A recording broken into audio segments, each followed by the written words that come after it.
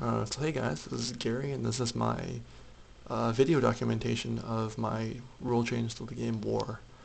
I'm recording this on my 3DS because I can and I want to. So essentially our goal for this assignment was to take the game of War and modify it to inject some skill. So the game of War, for people that don't know, is pretty straightforward. So you essentially have a deck of cards and you split it up into half, and then essentially, well, according to here, what you do is players flip the top card of their deck. If the cards are of unequal rank or number, the higher rank wins the battle, and that player takes both cards and sets them aside in a discard pile. When a player runs out of cards in their deck, they take their discard pile and turn it over to form a new deck. Sorry about that. Form a new deck. And if a player flips over cards of equal rank, it starts a war. Players each deal 3 cards face down, then flip up a new card face up. The higher rank of the new face card wins all the face down and face up cards. This process is repeated, and if the new face-down cards are all the same rank, continue with wars until only one player wins. The resolution is when pretty much one player runs out of cards. Now, unfortunately, I don't actually have a pack of cards with me, so instead I'm going to use a substitute called magic cards. Yeah. I have a bunch of them lying around, and I figured I'd get some use out of them. So, pretty much a game of War, just to demonstrate it. Right now I have 4 types of cards in here, and we'll just say that mountains are greater than islands, which are greater than swamps, which are greater than plains. Alright, so let's say the first so let's say they play.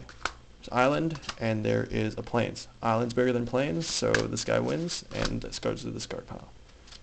Now you have island and a plain, once again, so blah. So it keeps going. So if they ever get to the point where they draw the same card, like in this case here, island and island, then they take 3 cards, and then they pretty much choose a card. Whoops, this is hard to manage. So they take 3 cards, and then they choose a card to flip it over and see who wins. So I flip this one, and I say flip this one.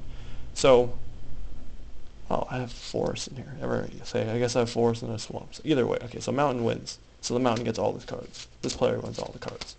Now, this game actually really isn't much of a game, because the game essentially plays itself, and there's no skill or decision making at all for any of the players. Because of that, it's fairly boring. So to make this game more interesting, we have to inject a level of skill into this game, and the way I propose we do that is to implement 2 main features. The first one will be something from Slapjack, and the second one will be something from Poker. So from Slapjack, as people may or may not know, is essentially, it's similar to War. You throw out some cards, and then if it's the right card, you slap your hand down on the pile. First person that slaps it gets the cards. So I figured, in this game of War, it's really just automated, right? If you pick the right cards, or if you randomly get a lucky card, then you win all the cards. And there really is no skill to that. So I figured if, instead though, let's say we flipped it like this, a plains to a mountain. A mountains are higher than a plain, so you want to slap down the mountain.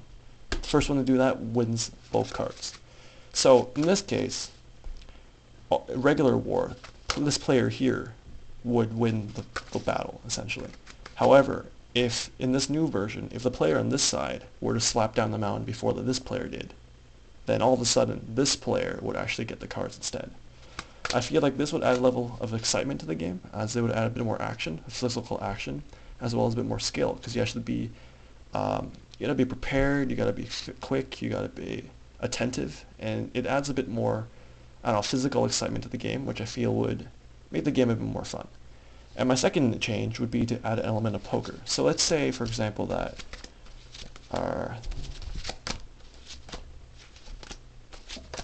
alright, so both players just drew an island. So in this case, you would normally war. But when you war, you just draw 3 cards, and again, it's pretty much random. The game essentially plays itself. However, in this updated version, I want to make it so that both players reveal their cards to themselves, and for the purpose of the demonstration, I'll reveal to, well, everyone here. So, as you can see, this guy has 2 plains, 1 mountain, and this guy has 2 islands, 1 forest. So now they make bets. And by betting, they essentially bet cards. So maybe this player 1 is really confident, so maybe he'll bet 1 card. Now maybe player 2 wants to match that and bet another card. and maybe player 1 is even more confident, bets 2 cards now, or something like that. So they keep betting cards until eventually one person folds, in which case the person that doesn't fold will obviously win, or after 5 rounds of betting, in which case both players reveal their cards and the person with the higher hand wins.